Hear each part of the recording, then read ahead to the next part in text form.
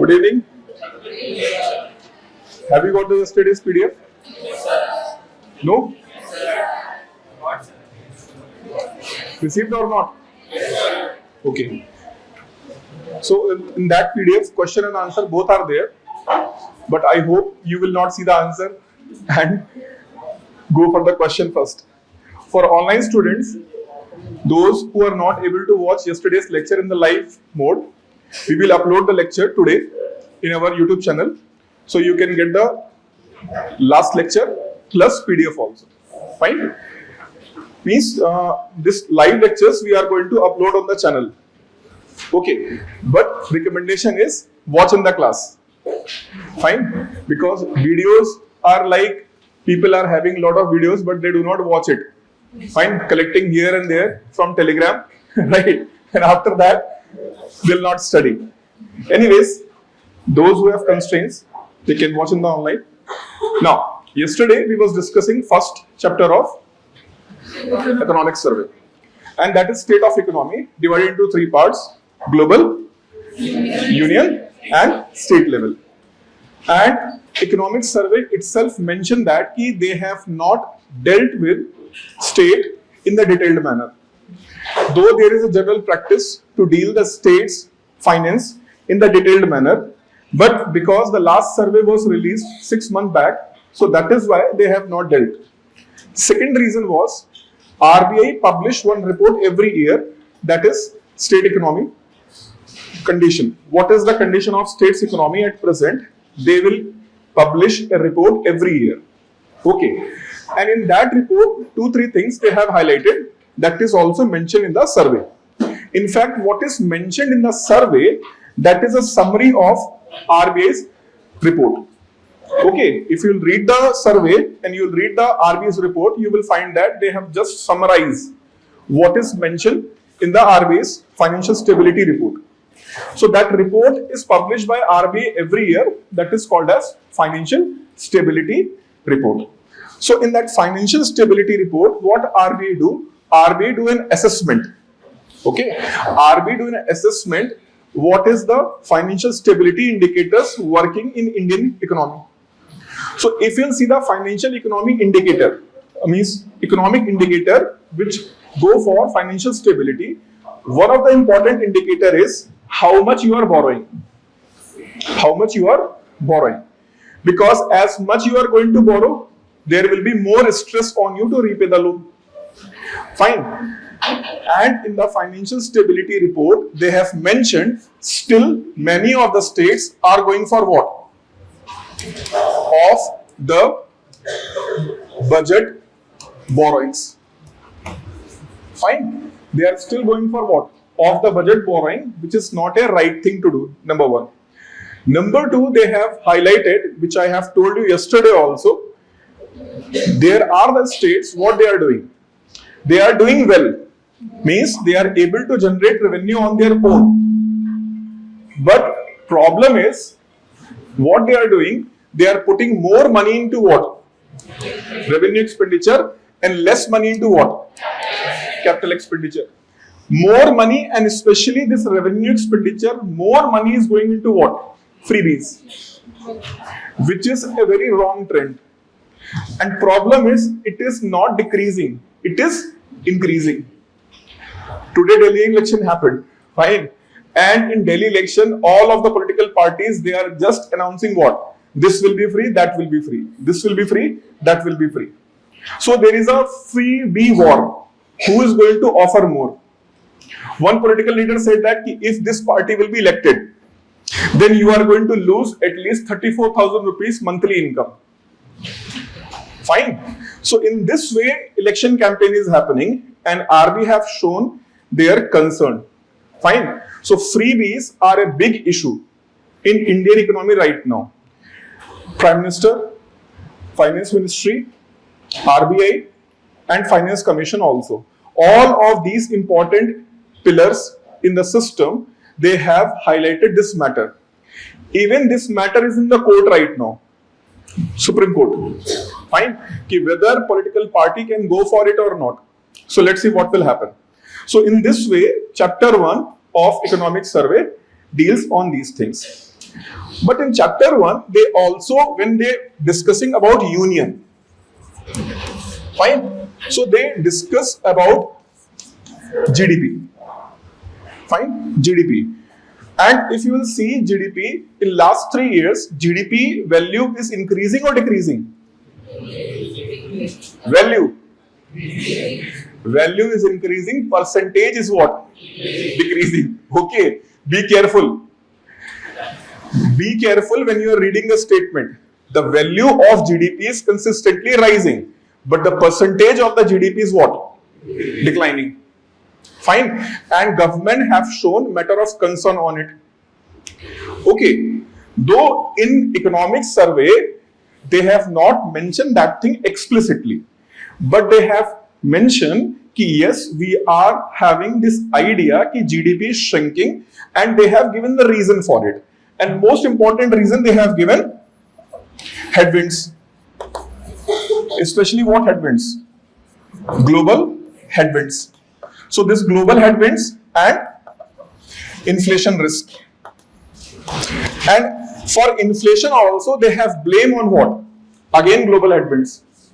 External reasons are more responsible as per economic survey rather than internal economic reason for decline in what? GDP. Fine. And one interesting thing they did is they measure GDP on the basis of expenditure method. Fine. GDP can be calculated in 3 ways. Fine. There are the 3 methods of calculations of GDP. One is income method. Second, expenditure method. And third is value addition method. So these 3 methods are used for calculation of what? GDP. But in the survey, they have taken what? They have taken expenditure method. Fine. Expenditure method they have taken. And they said that in the expenditure method, C stand for consumption. Fine. I stand for investment. C stand for consumption, I stand for investment, and G stand for government expenditure. Fine. Government expenditure, then plus X minus M. So C is showing private consumption, means how individuals and household businesses they spend. So spending of individuals, spending by businesses, fine. So that is what? Consumption. How household is consuming, how you and I are consuming, how the business houses are consuming the products. Then investments. But again this investment is what? Government investments or private investments? This is showing private investments. Then G stand for what? Government consumption. How and how much government is consuming. So when we talk about government's consumption, fine. So government consumption means expenditure. Government consumption means what? Government's expenditure. And government expenditure is of 2 types: revenue expenditure and capital expenditure. So capital expenditure is a capital formation or not? So capital formation by the government. Here capital formation by whom? By government. Fine. And investment here by private individuals. So when they will make an investment, fine, when they invest their money, suppose people have deposited their money in the bank, that money went to the bank. Now bank can do 2 things. He can give consumer loan to purchase certain goods, or bank can give money to industry so that they can expand their production facility. Understood?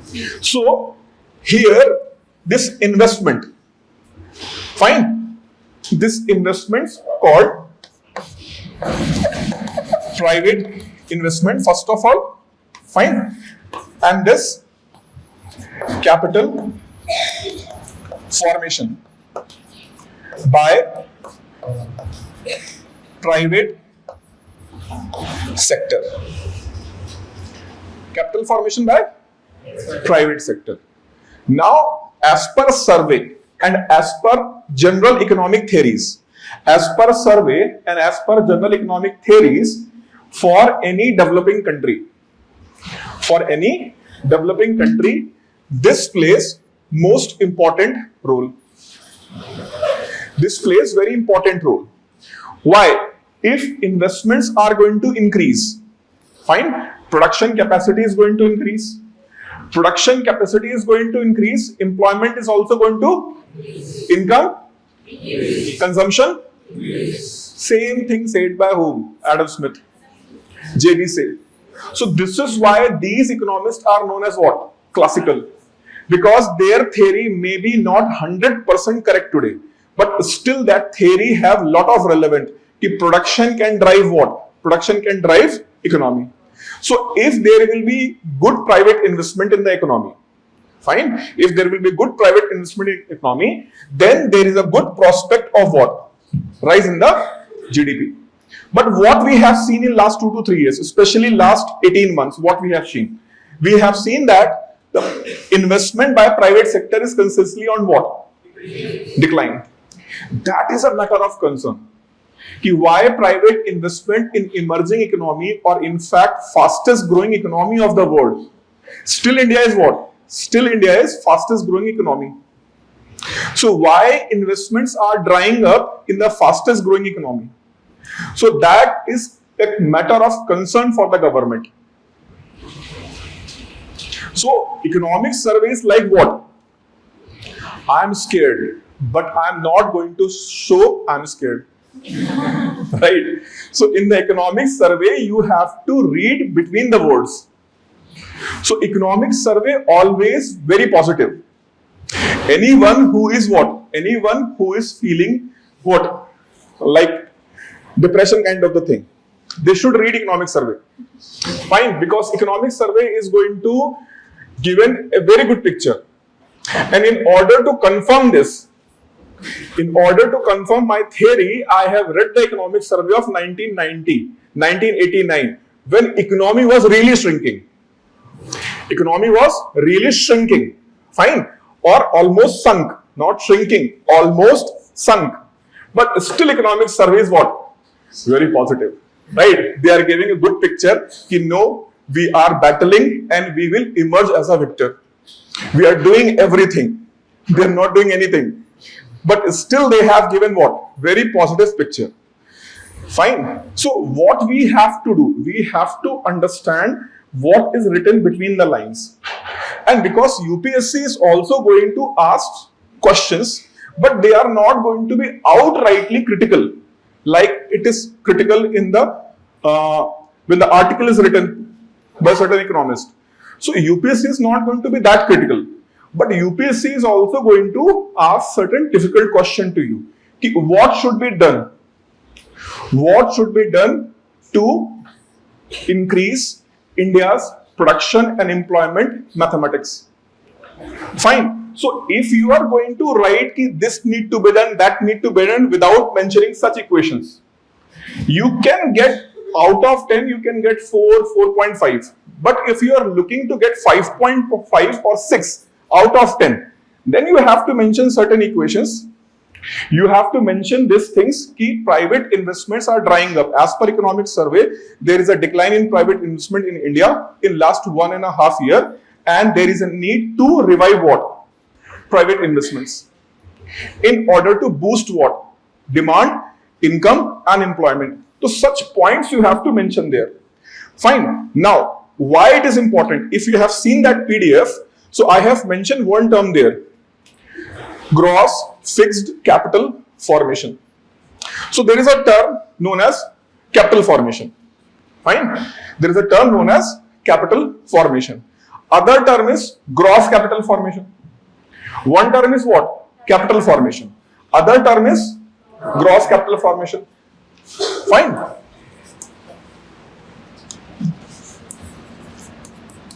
Capital formation gross capital formation, then gross fixed capital formation. Gross fixed capital formation. So what is fixed here? Gross capital formation means what? Overall capital formation by private sector as well as what? Government sector. That is gross, gross capital formation. GCF means overall investment or capital formation in India. Then they have used the term gross fixed capital formation. What is fixed here? Long-term. Huh? Long-term tangible. Example? Like buying a property or increasing inventory. Increasing inventory. Then what is short term? What is fixed here? You are answering or you are just scratching your head? Acha. Huh? Investment will be for at least 10 years or 5 years. Investment will be for? At least 10 years or more. See, what is the literal meaning of fixed?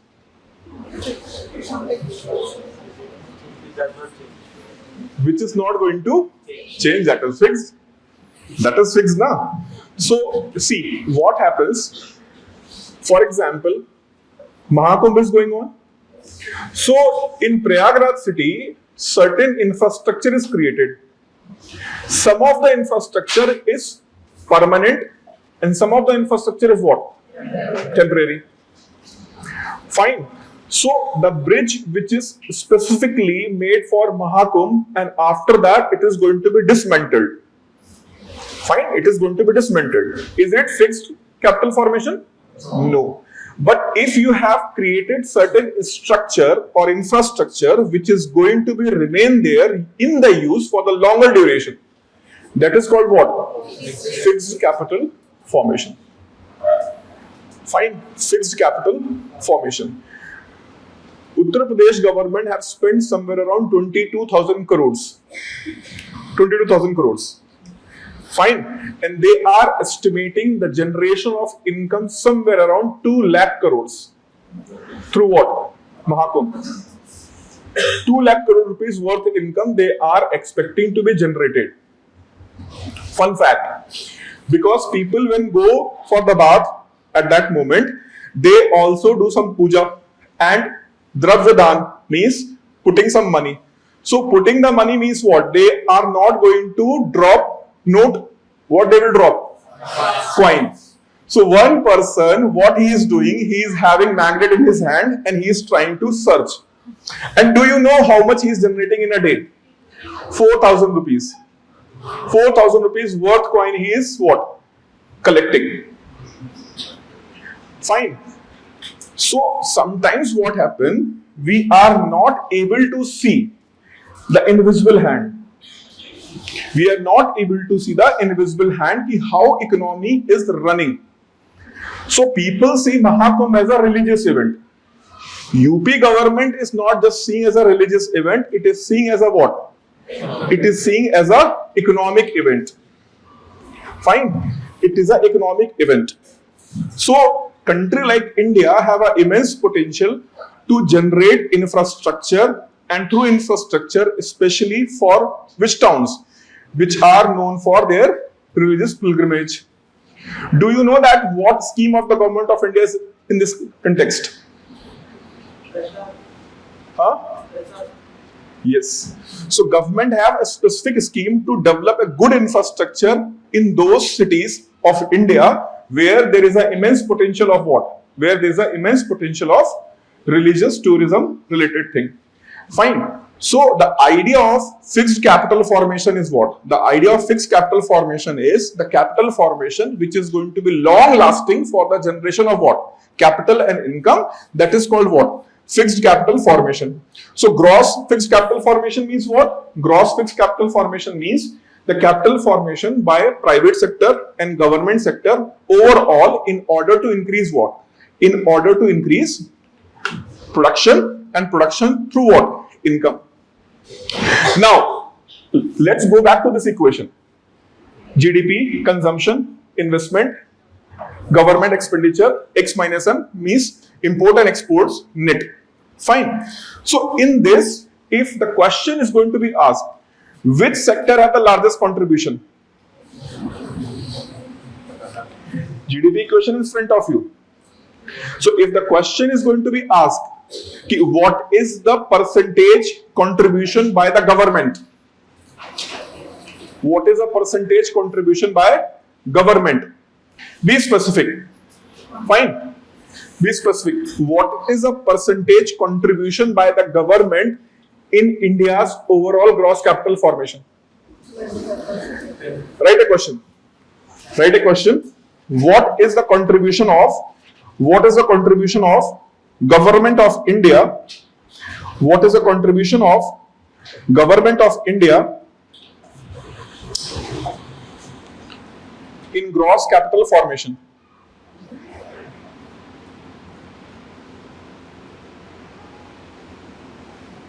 Right in the next line. Gross capital formation is equal to investment in fixed assets, investments in fixed assets minus disposal of fixed assets.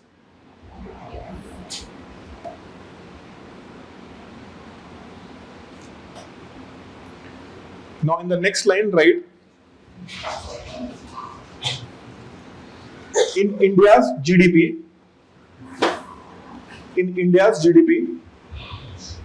private final consumption expenditure. Private final consumption expenditure, that is C, accounts 61.8% of GDP.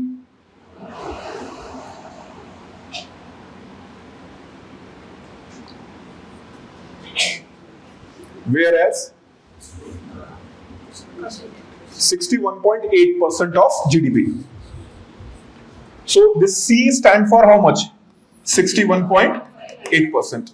Now write about I. Gross fixed capital formation. Gross fixed capital formation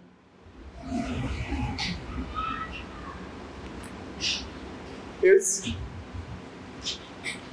approximate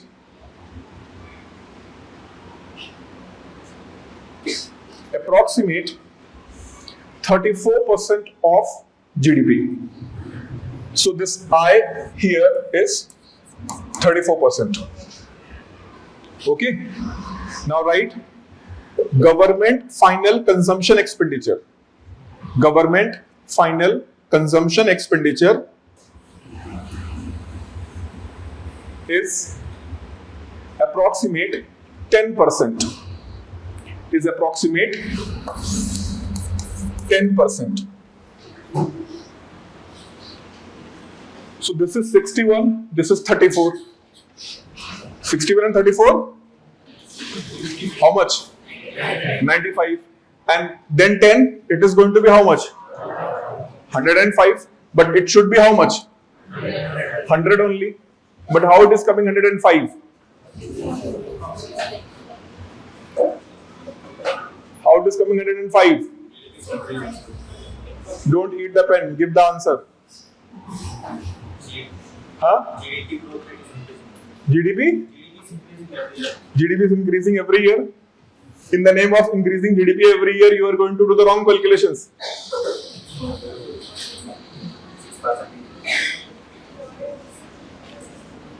I have already explained this just few minutes back. Huh? What? No, X minus M is not in the picture right now.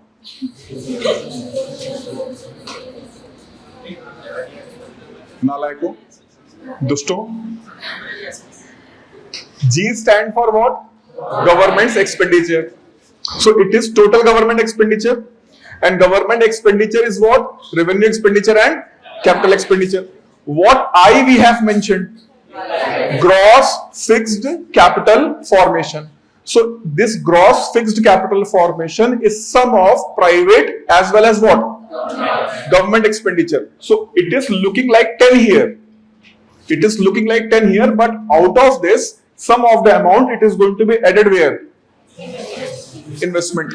See, what we are showing? We are showing government total expenditure. Okay? What is G here? G shows that government's total expenditure. But total expenditure is comprised of what? Revenue and capital. So that capital expenditure by the government is going to be added where? So that is why here they are showing that how much total government is spending. 10%. But out of this 10%, some of the amount is spent on what? Capital formation.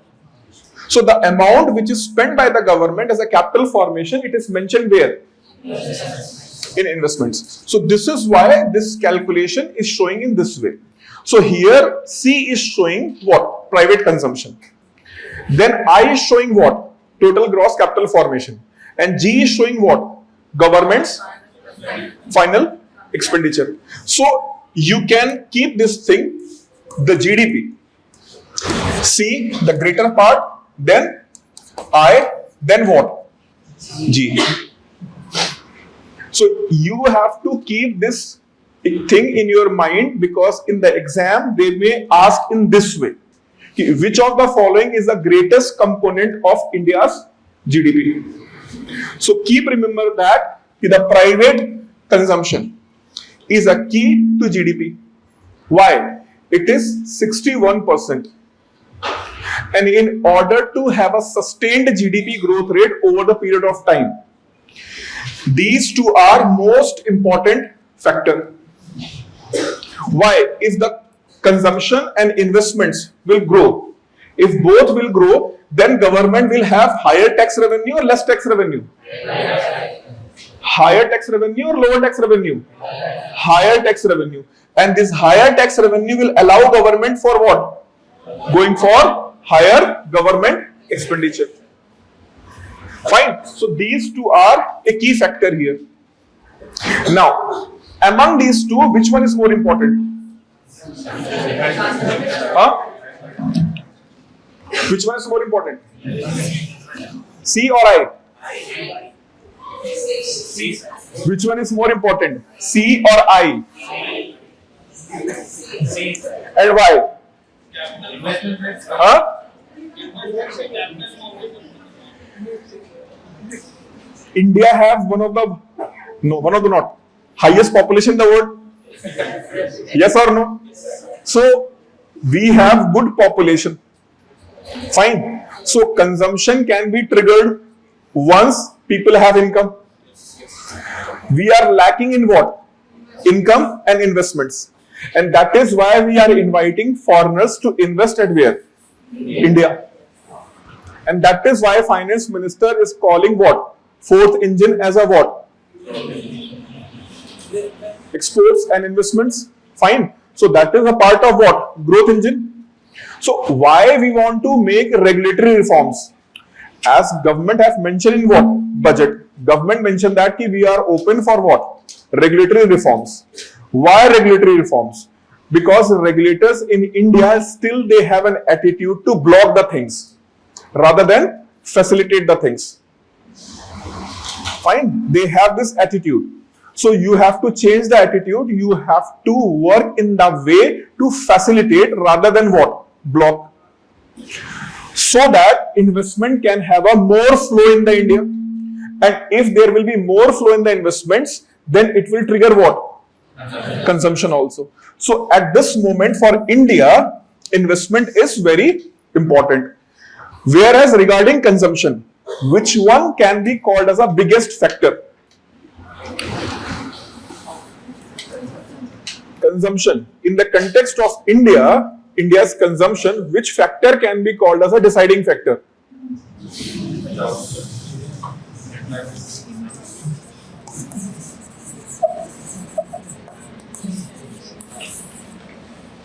Factor of inflation plays a very important role. if the inflation is remain high, doesn't matter your investments are rising and moving very fast. But if the level of inflation is going to remain high in the country, it is not going to produce any real growth. So this is why for the consumption purpose, what is important?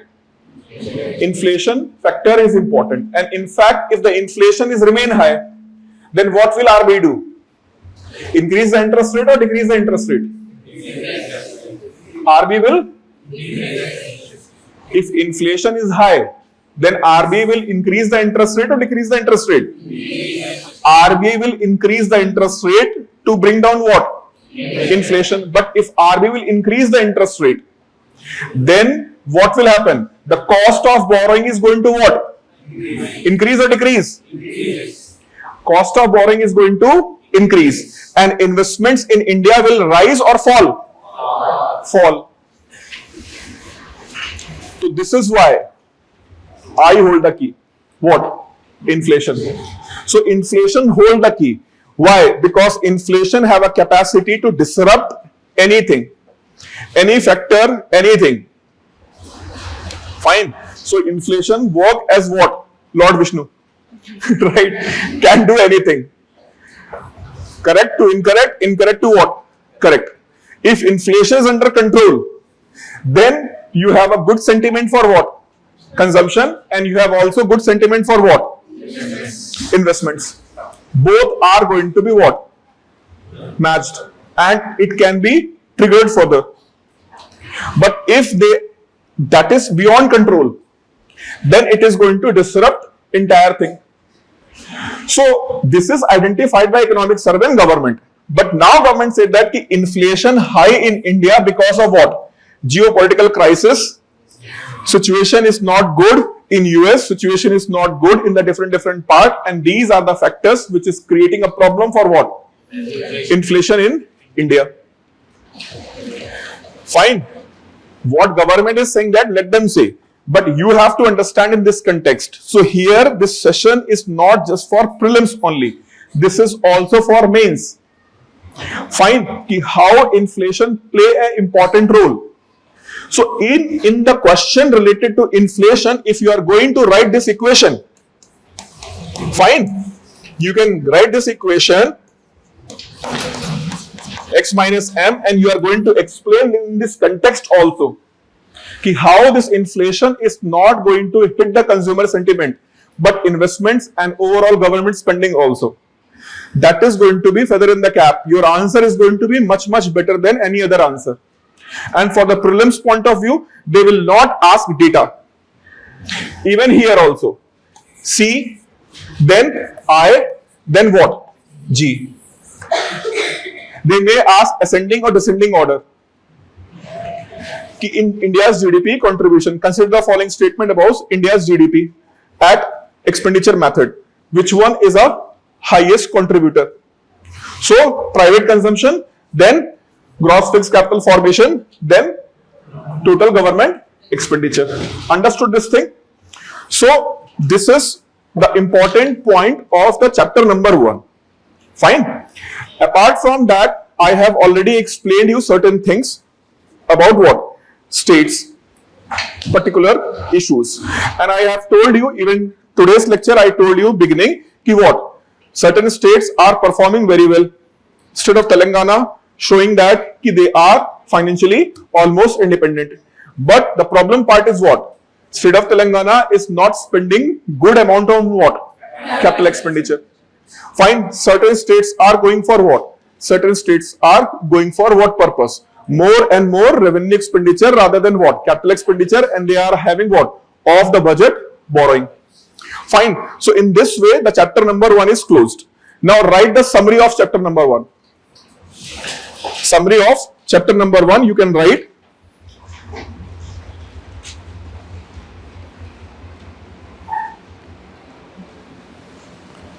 Give a heading, global economic scenario. Global economic scenario.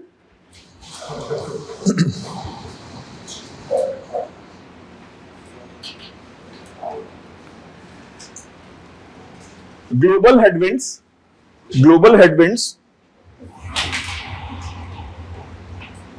are impacting, global headwinds are impacting growth prospect.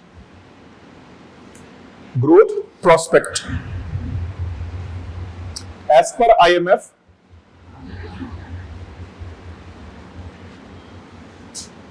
world economy is going to grow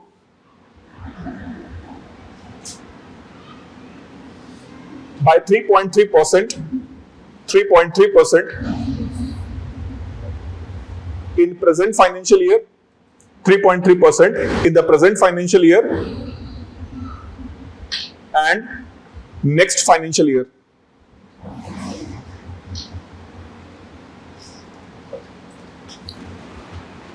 Overall, central banks around the world,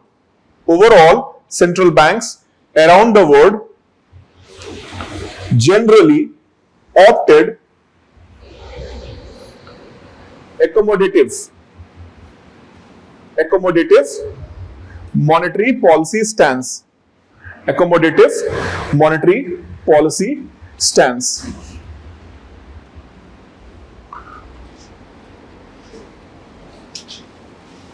Now give a heading. Indian economy. Indian economy. Right, first point. Indian economy is going to grow by 6.4%. 6.4% in financial year 2025.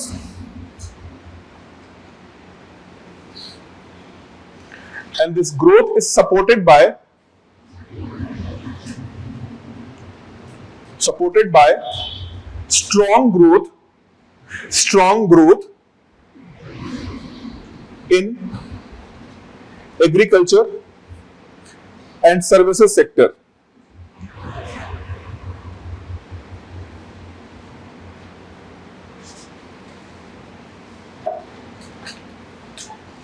Next point. Private consumption is steady at 61.8%. 61.8%, pumped by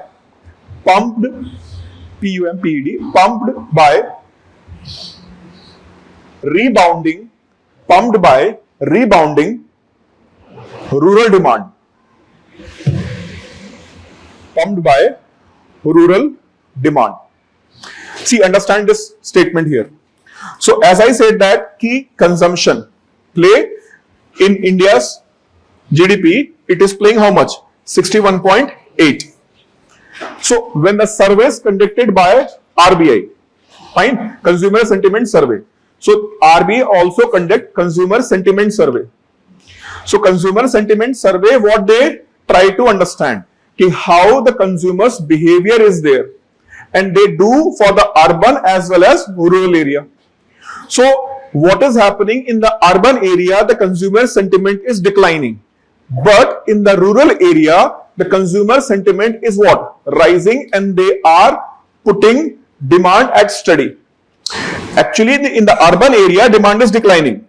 So because demand is declining, so consumption, overall consumption supposed to what? Decline. But because urban demand is what? On rise. Urban demand is on rise, and that is why the overall consumption is not slipping or declining. So who is making an important contribution here? Rural demand. Fine. So it is little bit strange for the Indian economy. Generally urban sentiment is much higher and stronger than what? Rural. But in last 1.5 years, the rural demand is completely rebounding, and they are trying to match what? Urban. And this is why our overall consumption is not declining, and GDP is not declining as much as predicted by whom? Economists.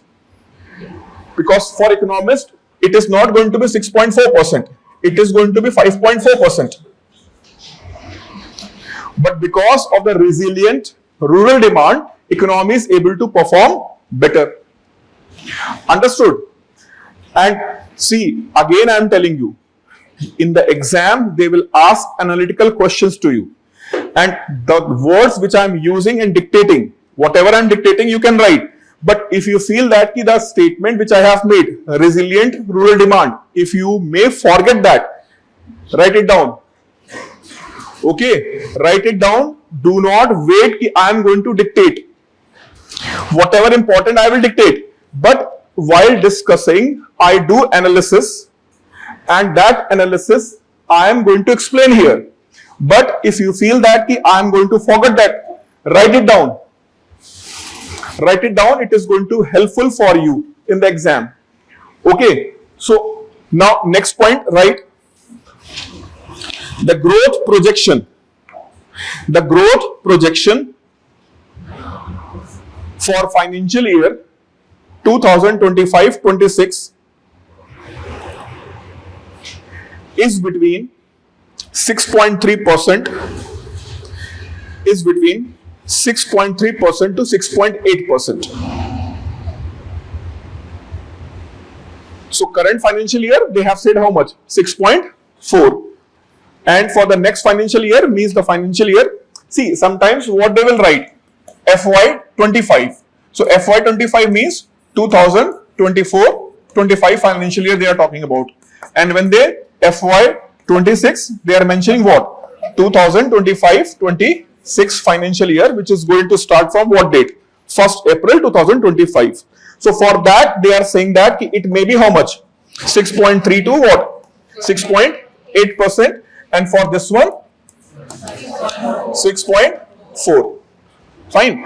So this data, expected GDP growth rate, not in this UPSC exam. There is very less chance that they are going to ask the question on the data. Fine. But see how they can ask the question. They may ask you what is about to be value of fiscal deficit. Not in percentage. Value. Now question is how I can get the value. It is very difficult. But go to the budget section and see the total expenditure of the government. So suppose total expenditure of the government, suppose it's 40 lakh crores. So how much government is going to spend? 40 lakh crore rupees is going to be spent by whom? Government. Fine. So what is the 1% of this spending? 1% of that spending, 0.4? 40 lakh crore total spending. What is 1%? 0.4 lakh crores. Now, government is saying that our fiscal deficit may be 4.4%. Government said that fiscal deficit is around how much? 4.4%. So 4.4 multiplied by what?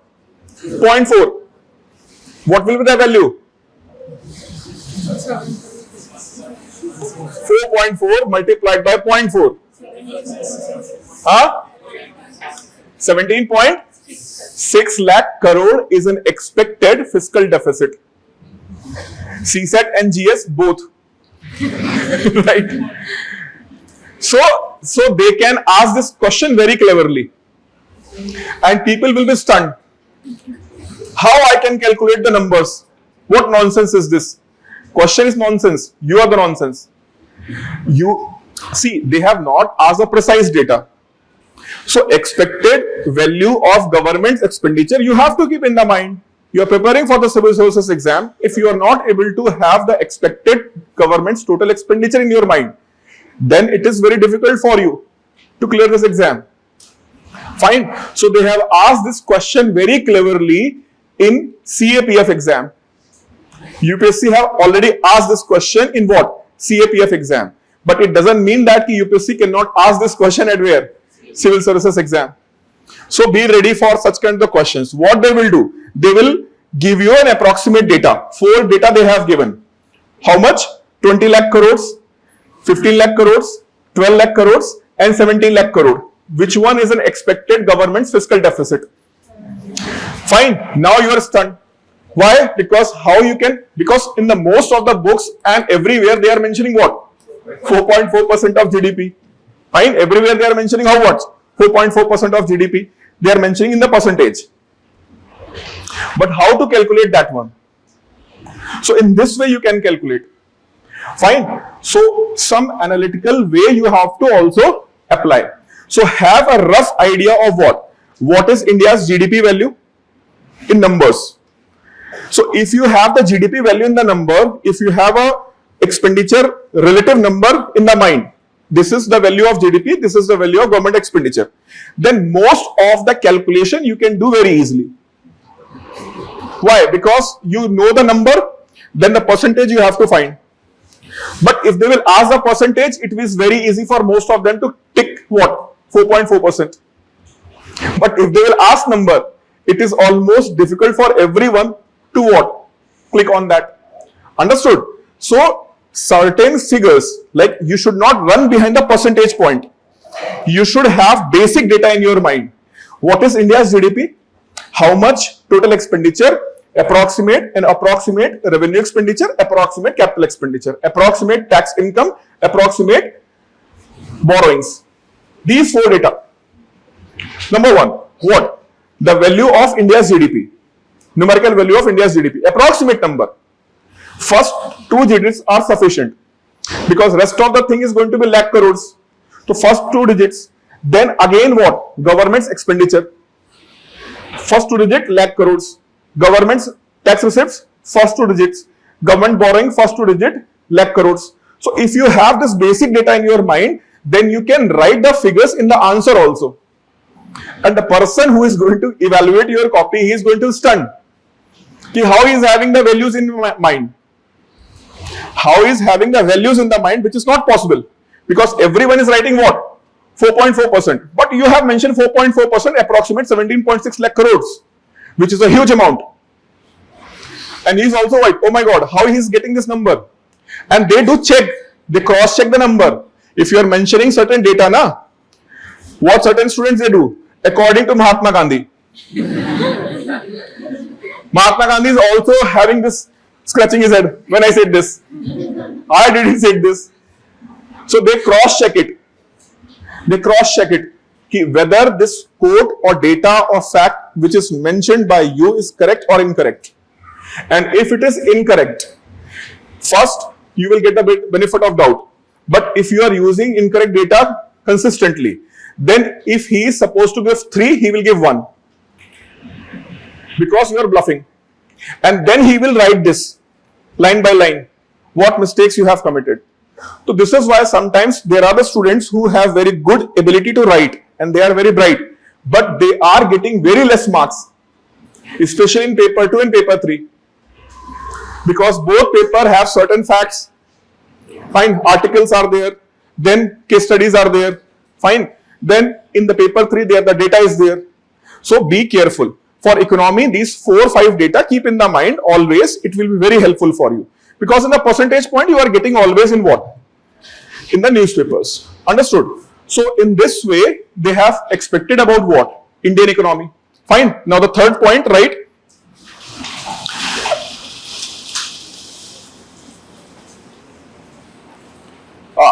One more point in that. One more point in the India's economy. One more point. Food inflation. Food inflation, which is biggest contributor. Food inflation, which is biggest contributor in overall inflation.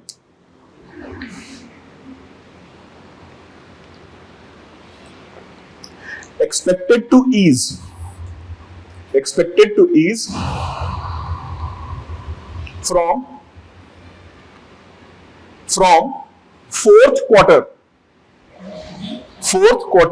of financial year 2025.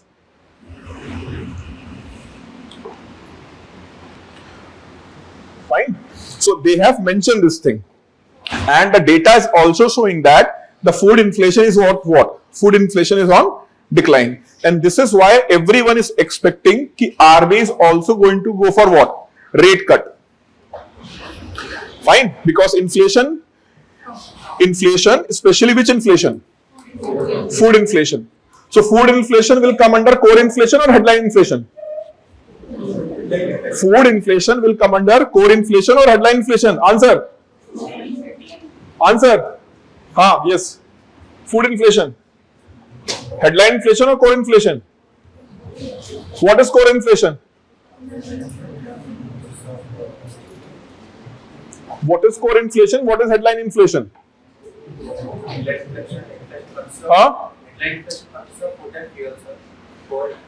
Except food and fuel. Fine. Except food and fuel. Other things part of what? Core inflation. And food and fuel comes under what? Headline inflation. Fine. So RBI generally focuses on what? For inflation related management, monetary policy related thing, RBI focuses on what? RBI focuses on core inflation. But if the food inflation is going to be remain very high, then RBI do not have any choice but to increase what? Interest rates. So inflation, it is what? Headline and core inflation. Those people who do not know that, they can write it. Food and fuel is a part of what? Headline. And other things? Core inflation. Understood? So headline inflation, or in other words, food inflation is a biggest concern. And this idea of headline and core inflation was given by a former governor of RBI, D. Subba Rao. Fine. And he wrote a very wonderful book on economics, Indian economy, Who Moves My Interest Rate? Fine. Who moves my interest rate? And if you have written a hobby in your application form, reading books, fine. Don't write watching reels. Okay. They ask in-depth question. Whatever you are writing as a hobby, be prepared. They are going to what? They are going to ask in-depth question. This is I am repeating again and again. Fine. And they do ask. So if you have not filled your form and still is in process, and you are randomly going to write any hobby. Certain people say that, sir, I do not have any hobby. Actually, they are scared of what? Writing any hobby which is going to what? Which is going to be questioned. Sir, I have only one student messaged, sir, I have a hobby of sleeping. Fine. So such kind of a thing is going to embarrass you a lot in the interview panel. You will be under a very difficult situation. Fine. So those people who do not have any hobby, try to write yoga. But while writing yoga, do some practice of yoga. Otherwise, you know that what is possible to be happen. I told you already that story. Matsya Asan wala story. Fine. So you can write yoga if you are not at present, you do not have any hobby. Okay. If you do not have any hobby at present, mention the yoga, performing the yoga. Fine. Do not write yoga instructor, performing the yoga. Fine. You can mention that. One person wrote podcast. They asked 15 minutes. Out of the entire interview, 15 minutes they have asked the question on podcast. And do you know what question they have asked? Do you think podcast is a reductionism? He was stunned. Why? First of all, they have asked certain basic questions to him. Okay? Certain basic questions. Then they asked this question, what is your optional subject? He said that's political science and international relations.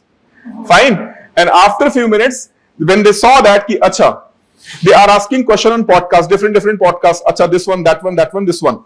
Then they ask this question, do you think that podcast is nothing but a reductionism? And he was not having this idea in his mind. So he said sorry. Later on, during the interview, he was able to recall what is reductionism means. What generally, if you see the podcast, what people are giving. People are saying that this happens, means what they are doing. They are picking a specific example. And with that specific example, they are generalizing the thing. So when you are picking certain particular example, and with that example, you are generalizing the thing. That is a method of what? Reductionism. So podcasts are actually reductionism. Though sometimes they are informative in the nature.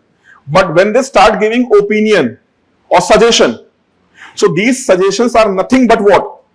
Reductionism.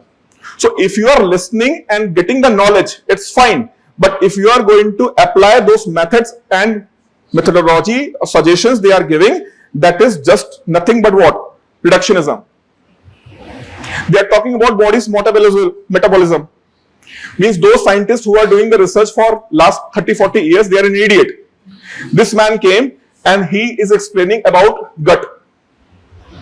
Fine. And he, with his example, he is saying that whatever the studies happen, that is nonsense. So that is reductionism. So be careful when you are mentioning it. Acha, one more thing students told me yesterday, that they are having certain issues in their application form. Fine. So I spoke with Umesh sir. Tomorrow he will come, means I will take 1 hour session, and then he will come and he will take one more session, and you can ask your specific question. So he is not going to take a general session. But if you have any question related to your application form, fine, what I have to attach, what I have to do here, there, anywhere, whatever the question you have in your mind, you can ask to sir, he will explain. Fine. So he will explain. So that session will be happen tomorrow. After my class, 1 hour session of mine and then his session. If you have doubt regarding application form, and ask precise question. Sir, how to fill the form? This is not a precise question. Fine. Acha, one more thing. I hope you are aware of that UPSC have given another notification regarding how to correct that OTR. One-time registration. Have you seen that or not? So they have given this opportunity, but one time only. One time only opportunity is there. You can see the UPSC's website. They have notified that those who want to make changes, they have given what changes you can make, and that is one time opportunity only when the application form is going to be closed. So please see that notification also and fill the form carefully. All right. Sir will take session tomorrow in that regard. Okay. Now come back to our point. So food inflation can play a very important role. Fine. And the concept of headline inflation and core inflation was explained by whom? D. Subba Rao Sahab. He was a former governor of RBI and he wrote one book known as what? Name of book is Who Moves My Interest Rates. Fine. And recently D. Subba Rao has criticized RBI for too much stick on what? That inflation bracket. He said that the RBI need not to too much rigid on the inflation bracket of 4% plus minus 2%. That is good for developed countries. Such kind of the inflation targeting is good for what? Developed country. Need of the R is what? RBI have to play proactive role in order to what? Support the economy. Fine. So D. Subba Rao was also in the news. But anyways, you have to keep in the mind the question of what? Headline inflation and core inflation. Fine.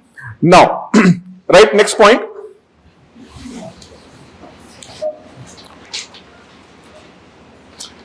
Most of the states in India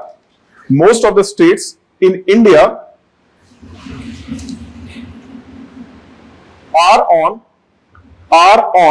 course of correction. With respect to their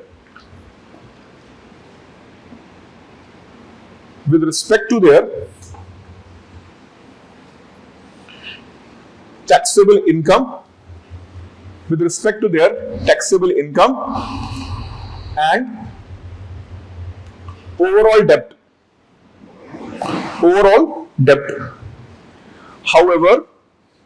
However, certain states are still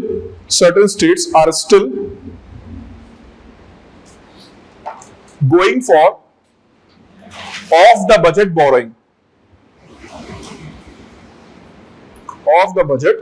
borrowing.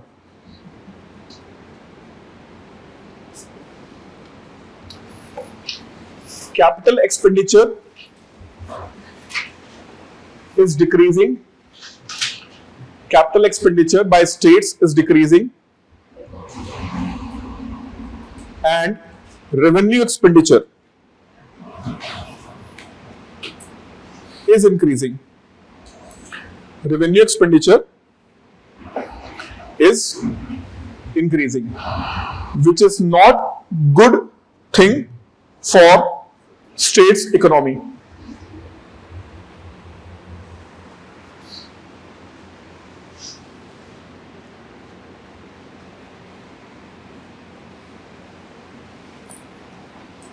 Fine. Now, chapter number 2. Monetary and financial sector development. Monetary and financial sector development.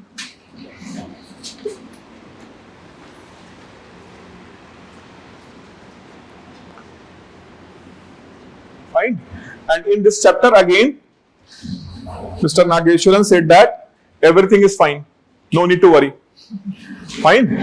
Again in this chapter, the message is what? Everything is fine. We are improving. We will make it better. And things will go very good. So don't worry. This is the crux of this chapter. Fine. In this chapter, they have deal with few things. Fine. In this chapter, they have deal with the banking system, financial institutions. Fine. Financial institutions. And when they talk about financial institutions, they have talked about banks, banking, basically commercial banking. So first they have talked about what? Commercial banking. Then they talked about development financial institutions. Fine. Development financial institutions. Then they talked about rural financing. In rural area, what financing system is there and how it is working. Then they also talked about what? Financial market.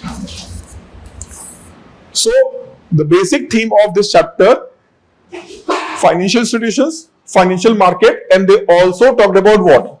Third thing, monetary policy. So they deal with monetary policy, they deal with financial institutions, and they deal with what? Financial market. Majority of the focus of this chapter is on monetary policy and financial institutions.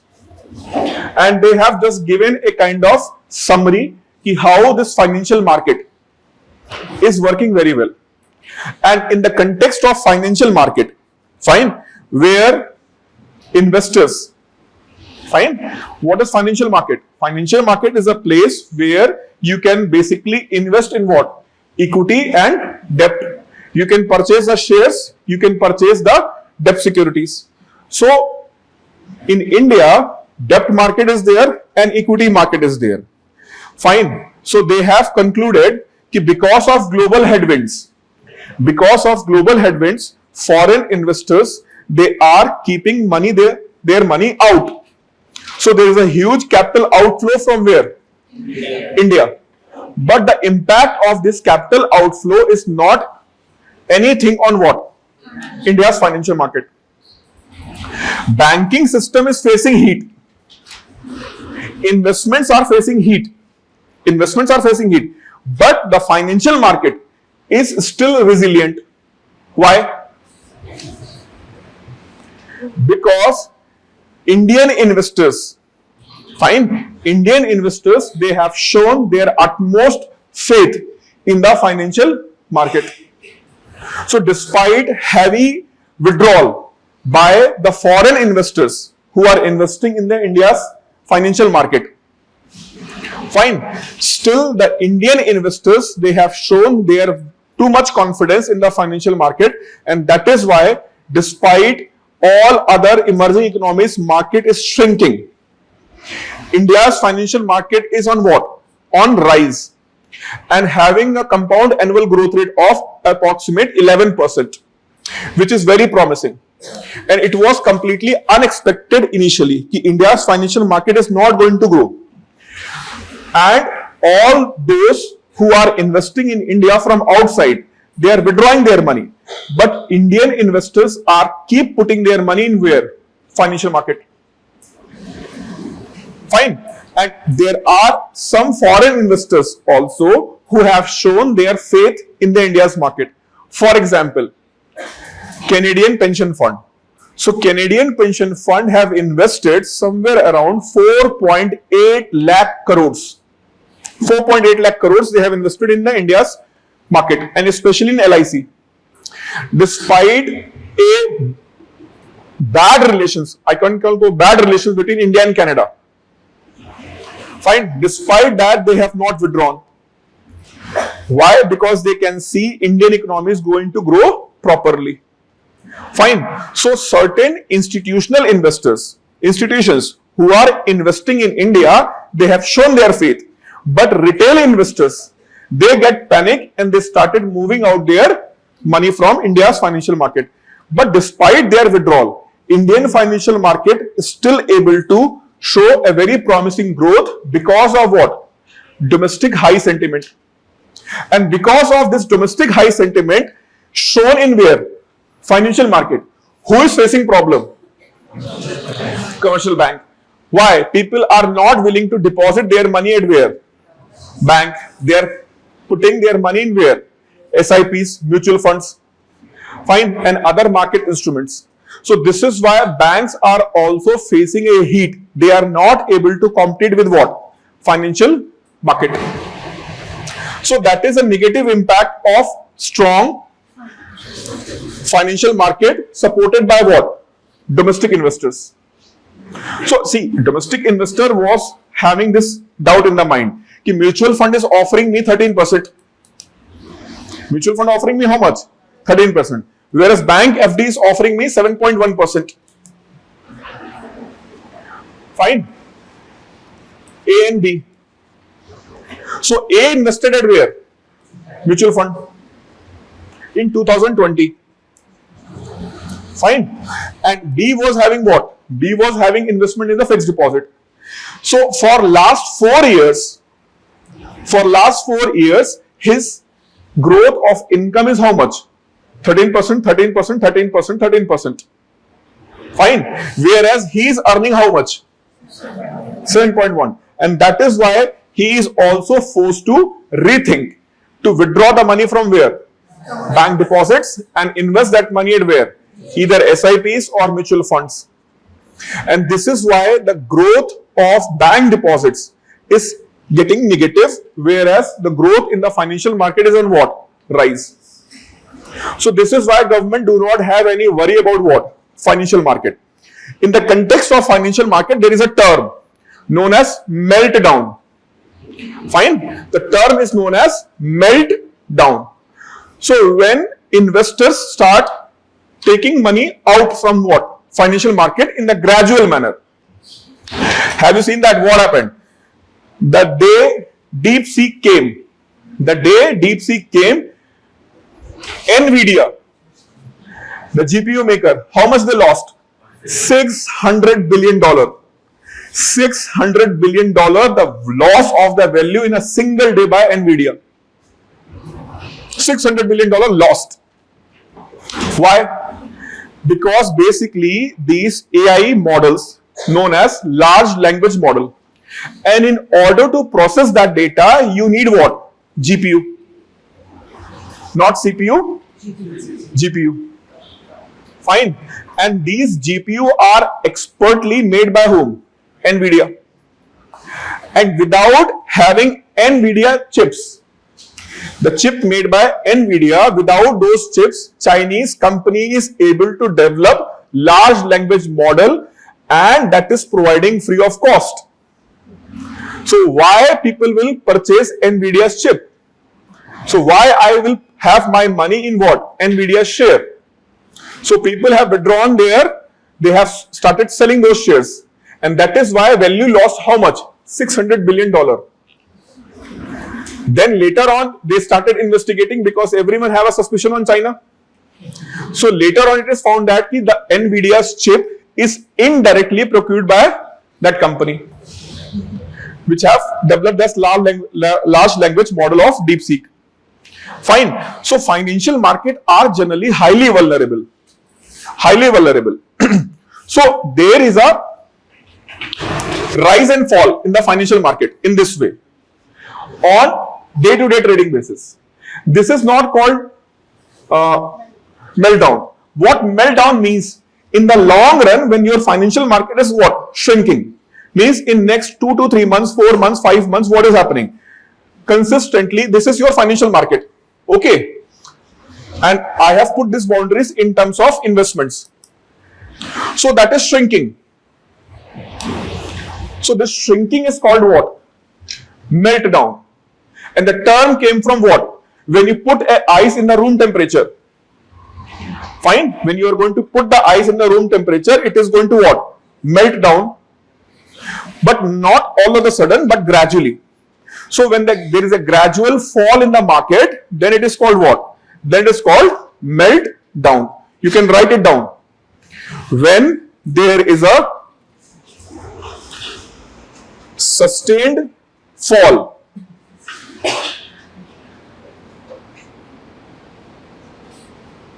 in the financial market, sustained fall in the financial market, it is defined as meltdown. It is defined as meltdown. Right further in that, due to global headwinds,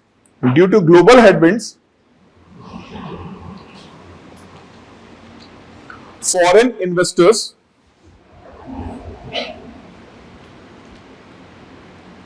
started withdrawing their money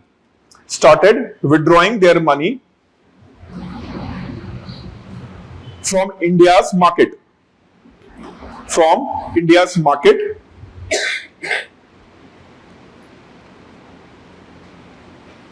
And meltdown was expected.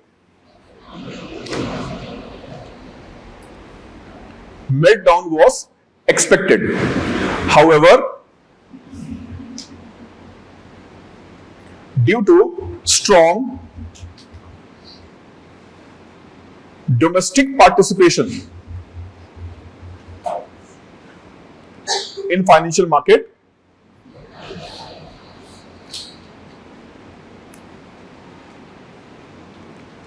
India's financial market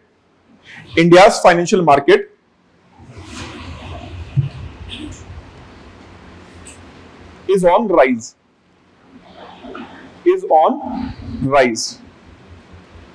Okay. So this is about financial market. Okay. This is about financial market. Now we will move towards two things. One is monetary policy and second is what? Banking. And what we are going to discuss today's session and tomorrow's session, you can expect at least 2 questions in the exam, directly or indirectly. What we are going to discuss in these 2 sessions. Fine. So first thing I want to discuss here is regarding banking. So when it is about banks, so banks accept the deposit for the purpose of lending. So when you are lending the money, you are at risk or not? You are at risk. Why? Because maybe the borrower will default. And if the borrower will default, then bank will default. And if bank will default, customers who have deposited their money, they will lose the money. Yes. And it is not just a loss. They will never going to invest again. So bank's game is over. So it is very important to prevent bank to go in such kind of a crisis. Fine. To prevent the bank to go in such kind of a crisis. So first thing, prevention. So how to prevent? So to make sure that the bank must have a fixed amount of money with themselves, so that if any crisis will come, they can what? Manage it. Otherwise, there is a situation known as bank run. When banks start running, it is called what? Bank run. When banks start running, it is called what? Bank run. Branch from Ashok Nagar moved to what? Chikadpalli. Bank is on run. That is bank run. What is bank run? Depositors are going to withdraw their money and bank is out of cash because of excess withdrawal, because of the excessive withdrawal of the money by the depositors, then the situation is known as what? Bank run. And normal investors are not able to understand. They are not able to understand at all कि what is the situation, liquidity situation. They are going to say कि भाड़ में गई liquidity situation. I need my money. That's it. I need my money right now. Whether you are going to print or whatever you are going to do, I need my money. That's it. They will not understand liquidity situation and inflation pressure and liquidity is moving from here and there. They will not understand. They will say that I need my money. And this is why I told you in the classes also that CRR is required, cash reserve ratio, so that in the situation of bank run, that money can be used to avoid the situation of what? Bank run. Fine. But apart from that, there are other measures also to prevent bank from what? To prevent bank from situation of bank run. And in fact, what happened? If you will go back to the 2007 financial crisis. So how this 2007 financial crisis came? The term is known as subprime lender. So what is subprime lender? What is prime lender? Prime lender is a lender, or in the case, you can understand in this way, prime borrower. So the prime borrower, the borrower who borrowed the money, but returned the money on time with interest. Whereas there are certain borrowers who are at higher risk. For example, you are giving home loan and you are giving personal loan. So home loan always based on collateral. Bank is going to hold the paper of your property. Till then you are not going to repay. But personal loan, no collateral. And person finally said that I do not have any money. Whatever you want to do, do it. Whatever you want to do, do it. I am not going to give you money. Then what bank maximum will do? What banks are doing these days? They are keep calling to the customer. Repay your money. Otherwise, we will send our people to visit your home. And they will ask in front of everyone. He said that, don't worry. I already have zero value in the society. What you are going to do? You are going to try to what? Humiliate me in front of the people? I already taken money of them. So I don't care. Then what you will do? You will send a notice. I am very happy. Send a notice because I am waiting for that. Because once the notice will come, I and you will meet in where? Court. And I am very happy because then we will play what? Court to court. And courts in India are already overburdened. They are having more important cases to discuss. Murder and dacoity. Rather than discussing what? Loan. Judge is going to say, "Arey, isko side mein rakho." Put that case first. So bank is going to lose his money. And that is why these days banks are very careful. They are trying to get all the information, everything. But if the customer is going to say, I will not give you your money, whatever you want. Whatever you want to do. Personal loan case. Fine. Then bank is going to lose the principal amount as well as what? Interest amount. Fine. So this is why it is important to restrict the bank.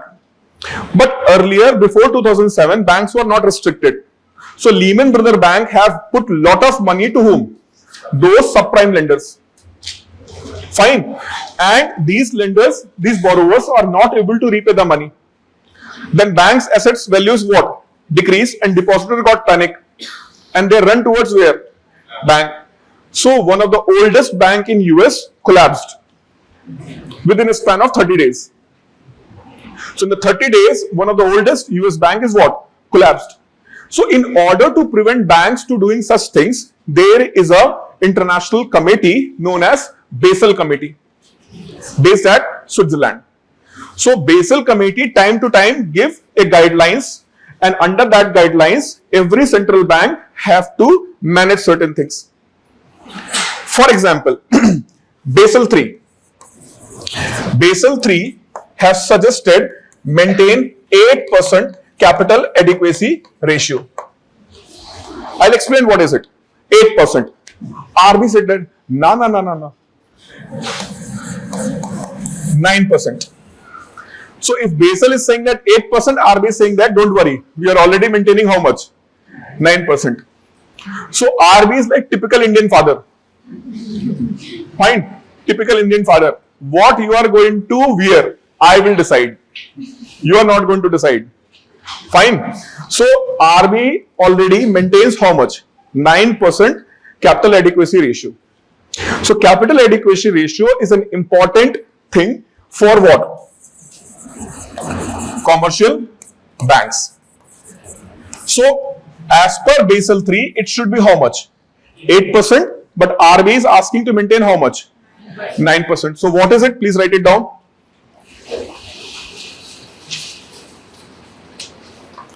Capital adequacy ratio is also known as capital to risk weighted asset ratio. Capital to risk weighted assets ratio. CRAR. Capital to risk weighted asset ratio. Capital to risk assets weightage ratio. Right? It is a measure used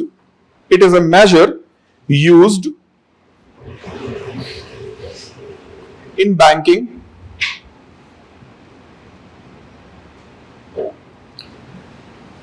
to calculate and estimate bank's financial strength and stability.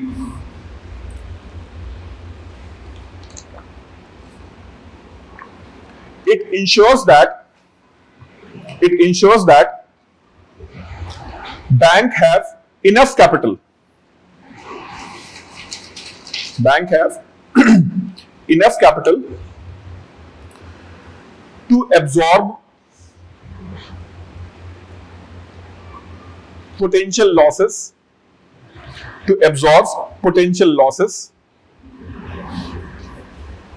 and avoid bank run situation.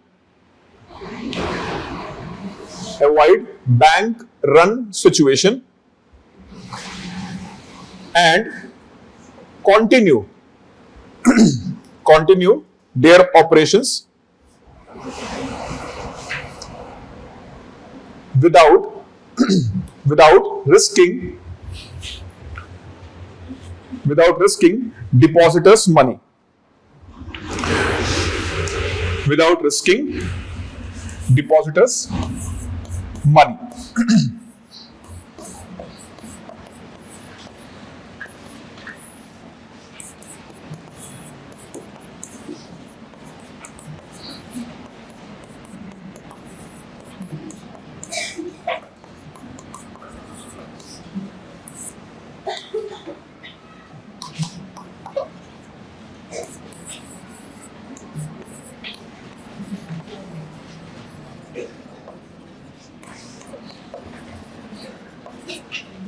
This is the formula.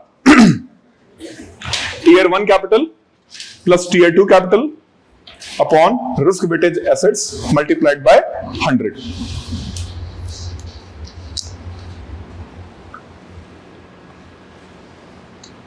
Now write what is Tier 1 capital.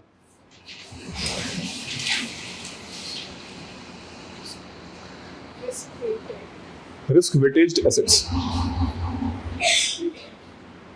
Right? What is Tier 1 capital? It is also known as core capital of the bank. It is also known as core capital of the bank, which comprise of equity, reserves, and retained income.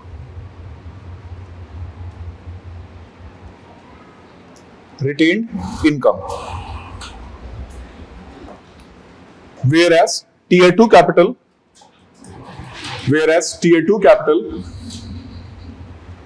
is known as supplementary capital. Tier 2 capital is known as supplementary capital. Includes subordinated debt,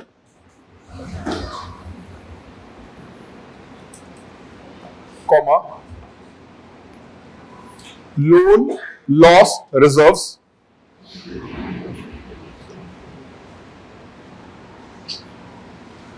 and undisclosed reserves of bank. Undisclosed reserves of bank.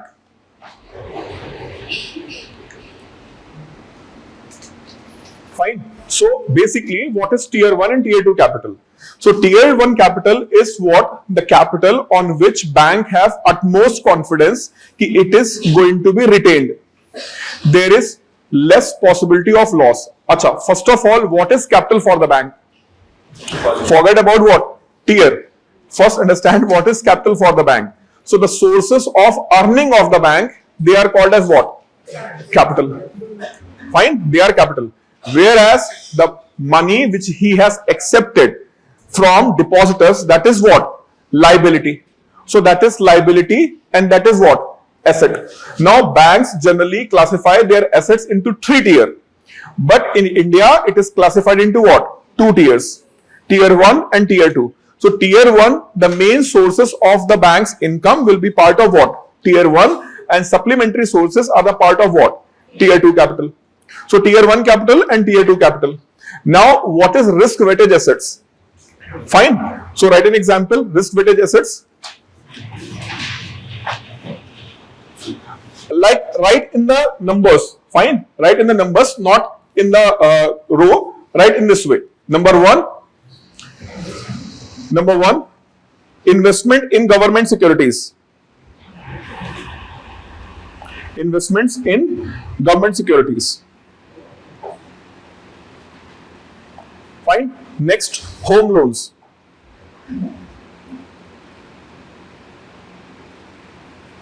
Third, corporate loans.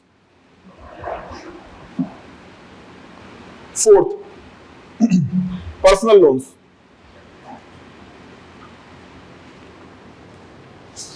So what you have written first? Government securities. Second is home loan. Third, corporate loans. Fourth, personal loans. Fine. Now here, what is you can write? It means government securities now. Above that, here you can write risk percentage. Like this. You have written government securities now. Government securities. Here you can write in this way percentage risk. Percentage risk is how much percentage of risk? 0. On government securities, risk percentage is what? 0. Fine. Risk percentage is 0. And for just your understanding, put the amount here is 10,000. Put the amount as 10,000. Risk factor is what? 0. Fine. Now, second is home loan. On home loans, generally banks consider risk weightage of how much? 50%. Means if loan is going to be bad, bank may cover how much? Still bank cover 50%. So this is why risk percent is how much? 50%. Fine. Now the value you can mention again how much? You can mention 20,000. Home loan you can mention how much? 20,000. Here you can mention how much? 20,000. Fine. Now third is corporate loans. Here risk is how much? Here risk is 100% because they are unsecured loan. Risk is 100% because they are unsecured loan. Whereas home loan is what? Secured loan. You can mention where you have written the 50% now because it is secured loan. Secured means what? Home loan is always given against collateral. Collateral is what? The property paper. So bank is going to hold the property paper till then, and in fact, even you have repaid the loan, bank will not return you the property paper unless you will get NOC, no objection certificate. So NOC is required. Unless NOC is not given, bank means you want to resell the property. You want to sell the property, but unless you have an NOC, fine. And in fact, anyone who is supposed to purchase home or their family want to purchase the home, make sure that there is no loan on that. So ask the person, bring what? NOC. What happened in the Bengaluru few days back? A same home is sold to 7 people. Same home. And the value of home is only 2.3 crores. Now imagine that 7 people have paid that money. Welcome to India. Fine. So on home loans, there is a percentage of what? 50%, but corporate loans are unsecured loan. That is how much? 100%. Now what? PL, personal loan. Are you getting the messages of PL or not? Many of you are getting the loan of personal loan. Fine. So on PL, the risk percentage is how much?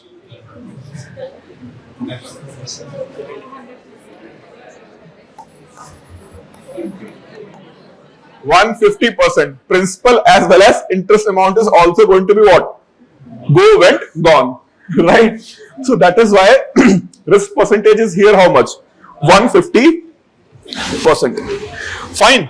So in this way, now you can write the corporate loan value 50,000. Corporate loan value you can write how much? 50,000. Fine. Personal loan 10,000.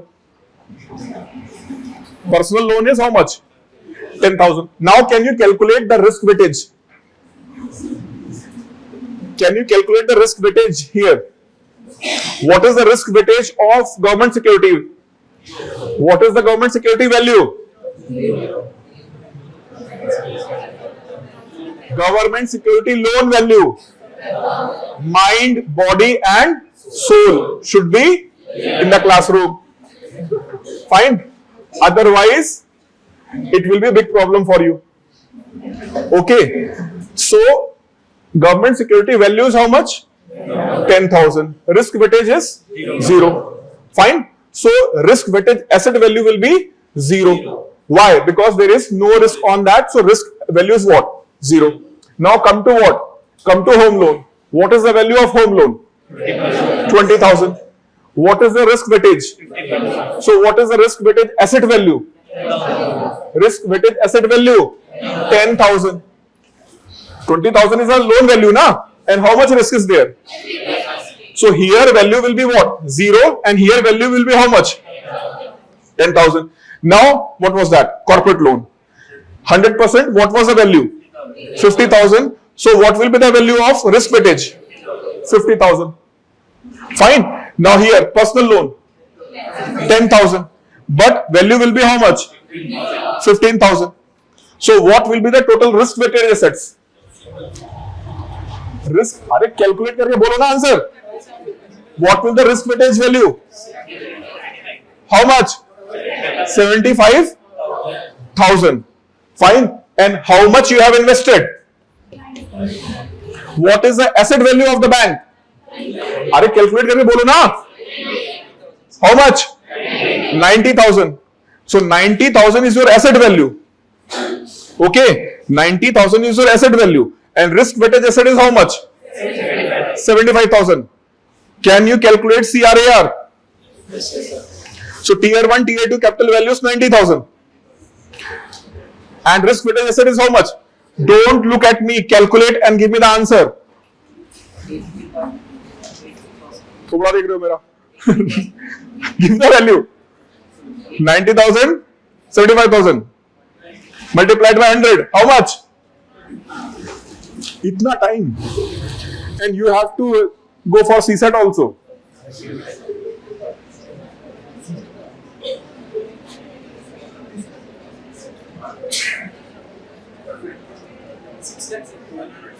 Huh? 6 lakh? 6 lakh कहां से आ गया? 90K divided by 75K multiplied by 100. First K. Now 90, 75, 1. How much? बताओ जल्दी बताओ answer. हाँ? 120. Fine. 120. So here value of CRAR is how much? 120. How much you need actually? 8% as per what? Basel norms. As per Basel norms, how much you need? 8%. As per RBI, how much you need? 9%. But how much you have? 120. So you can ask RBI to get out. Don't talk to me. Don't talk to me because I have this value. But just giving you a glimpse. Just giving you the glimpse. Now imagine that. Imagine that RBI is asking you to maintain how much? 9%. And banks is having how much? Only 7%. Fine. Bank is having how much? 7%. Total value is 100 and bank CRAR is how much? 7%. And bank have to maintain how much? 9%. So bank need to be capitalized or not? Bank need to be what? Capitalized. So the concept is known as capitalization of banks. So if it is a public sector bank, so public sector banks need capitalization in order to maintain RBI's value of what? CRAR. So government said that okay, we will provide the capital. We will provide the capital to whom? Banks. In terms of what? Equity. In terms of equity capital, because equity capital is a part of what? Tier 1 capital. So banks are going to be recapitalized by whom? Government. So in the last decade, government have went for 1.90 lakh crore capitalization of public sector banks.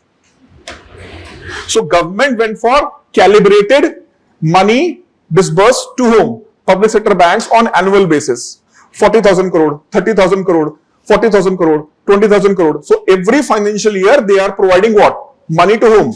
Banks. So that is why the public sector banks are capable of what? Public sector banks are capable of reaching the level is required for what? CRAR. But question is why? Why government? Because government is having a ownership in the public sector banks. But the other part is because public sector banks are an instrument used by government to push their development agenda. Yes or no? Many of the schemes of government of India is provided through whom? Banks. Banks are being forced to go for what?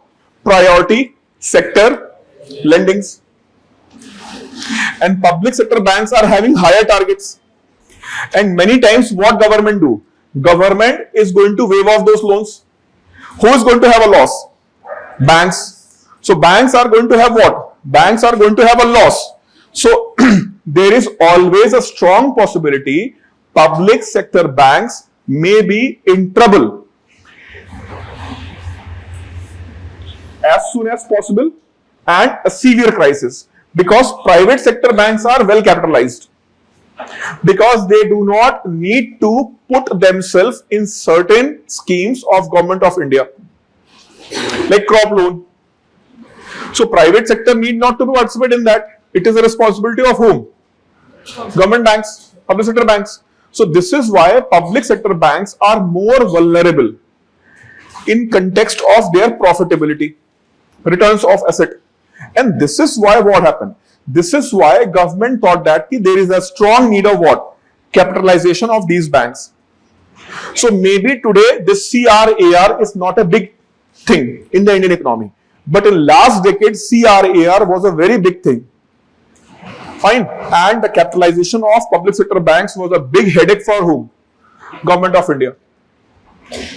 Fine. So this is one term regarding what? This is one term regarding banking system.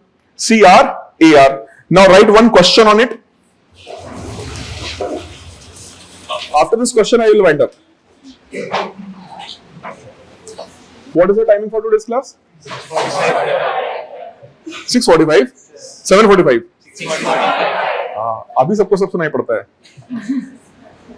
What was the timing? 6:45.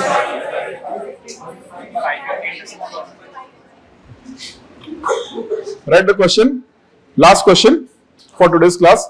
Consider the following statement. Consider the following statement. Number 1. CRAR is a measure of bank's financial strength. CRAR is a measure of bank's financial strength and represents the ratio of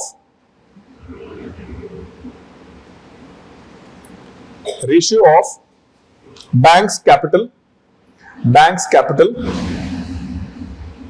to its risk weightage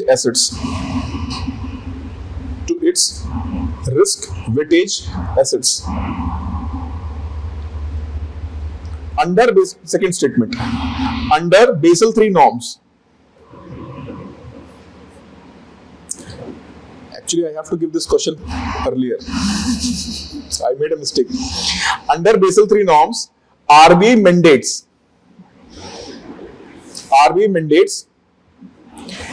Indian banks to maintain minimum CRAR of 8%.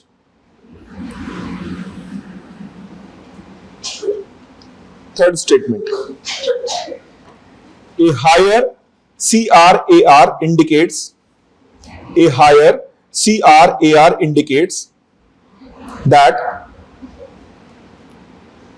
bank have stronger capital base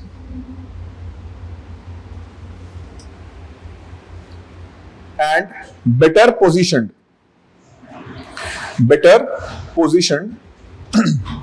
to absorb risk.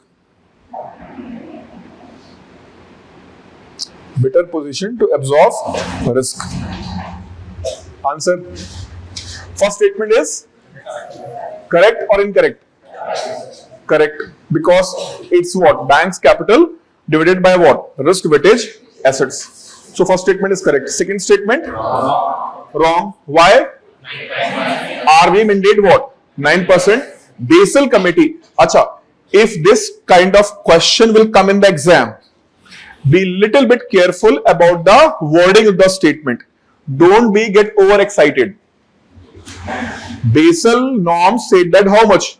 8%. So maybe this statement can be written this way.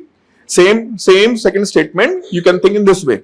According to Basel norms, there is a need of 8% CRAR maintained by the banks. If this is the statement, correct or incorrect? That statement is correct. So sometimes what happened? You saw that something we have already did in the class, or I have revised today in the morning and it came in the exam. So in the case of what? Overexcitement. Fine. The overexcitement is going to kill your prospect. So it's a game of patience also. Fine. So even if you know the things, be careful in the reading. Okay. Be careful in the reading. So here we are winding up today's session. Tomorrow we are going to discuss. I have not done yet. So tomorrow few things which we are going to discuss, that is net profit margin and certain technical terms related to the banking first. And then one crucial aspect of the monetary policy, how money is calculated in the Indian economy. In fact, if you will see the economic survey, they have properly mentioned broad money and reserve money. Fine. So broad money, reserve money, money multiplier like thing they have mentioned. So we will discuss in tomorrow's class. Okay. And again, tomorrow sir is also going to take a session. So whatever doubt you have regarding your application form, you can ask him. Okay? Thank you.